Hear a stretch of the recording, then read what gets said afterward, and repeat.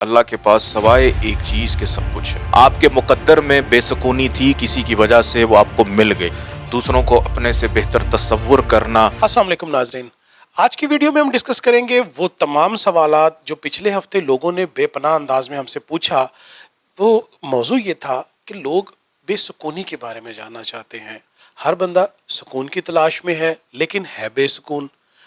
لیکن اس کے ساتھ ایک مزے کی بات یہ ہے کہ بہت سارے لوگ یہ بھی کہتے ہوئے پوچھتے ہوئے ہمیں ملے ہیں جو یہ کہتے ہیں کہ فلاں کو بے سکون کر دیں کیونکہ مجھے اس سے کوئی اختلاف ہے یا مجھے اس سے محبت ہے۔ یہ کیا ہے؟ خود بے سکون ہونا یا کسی کو بے سکون کرنا، کیا یہ ممکن ہے؟ یہ جانیں گے سید محمد علی زنجانی صاحب سے۔ بہت شکریہ بخاری صاحب آپ کا۔ بخاری صاحب، کلام الہی ہو، اسم الہی ہو، خدا شناسی ہو یا انسانیت کے معاملات ہوں، دیکھیں سب سے اہم بات یہ ہوتی ہے کہ اللہ کا جو کلام ہے یا اللہ کے جو اسم ہم پڑھتے ہیں، اللہ کے صفاتی نام ہم پڑھتے ہیں، اللہ جو ہے، مولا علی علیہ السلام کے پاس ایک شخص آیا اور اس نے کہا کہ کوئی ایک ایسی چیز جو اللہ کے پاس نہ ہو اس کے بارے میں بتائیے۔ تو مولا علی علیہ السلام فرمانے لگے کہ اللہ کے پاس سوائے ایک چیز کے سب کچھ ہے، کہ اللہ کی جو ذات ہے اس کے پاس ظلم نہیں ہے۔ اللہ کی ذات جو ہے وہ عادل ہے، انصاف پسند ہے، انصاف کرتی ہے۔ کوئی بھی ایسا کلام یا کوئی بھی ایک ایسا وظیفہ جو اللہ کا عطا کیا ہوا ہے جناب رسول خدا حضرت محمد مصطفیٰ صلی اللہ علیہ وآلہ وسلم کو، اور ان سے آگے تعلیم ہوا ہے ہم انسانوں کو، کوئی بھی ایک ایسا وظیفہ نہیں ہے جو کسی انسان کے سکون کو برباد کرے۔ اللہ کا ذکر ہے، اللہ کا کلام ہے، جو وظائف ہم لوگ پڑھتے ہیں، کہ اللہ کے ذکر میں اتنی طاقت ہے کہ بڑے بڑے بادشاہ بھی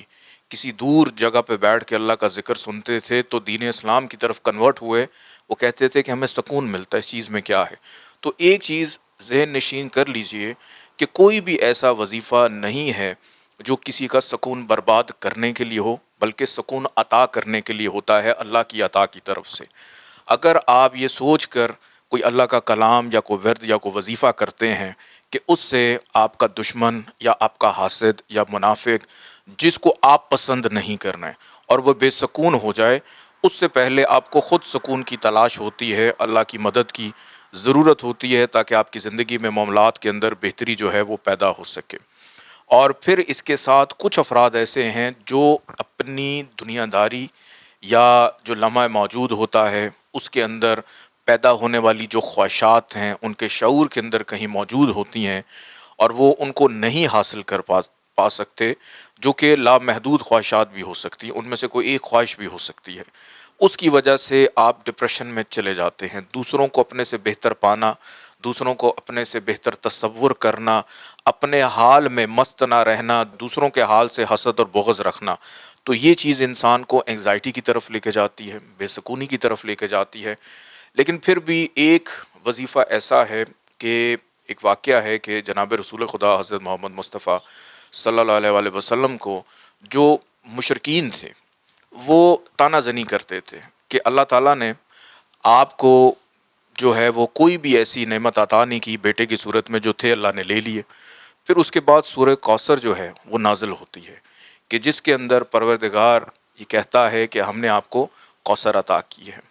اور اس کا سب سے آخری جو تیسری آیت ہے انا شانئک ھو الابتر، کہ آپ کا دشمن جو ہے وہ برباد ہو یا آپ کا جو ہے وہ برا اس کا حال ہو۔ تو اگر آپ یہ چاہتے ہیں کہ پہلی بات تو نیت یہ رکھیں کہ کوئی بھی اللہ کا انسان ہے اس سے آپ محبت رکھیں، اور اپنے آپ کو اگر آپ پرسکون رکھنا چاہتے ہیں یا کسی کو اپنے ساتھ بہتر انداز میں رہنا چاہتے ہیں، تو میں ان لوگوں کو بتا دیتا ہوں جو ڈپریشن کا شکار ہیں، انگزائٹی کا شکار ہیں، بے سکونی کا شکار ہیں،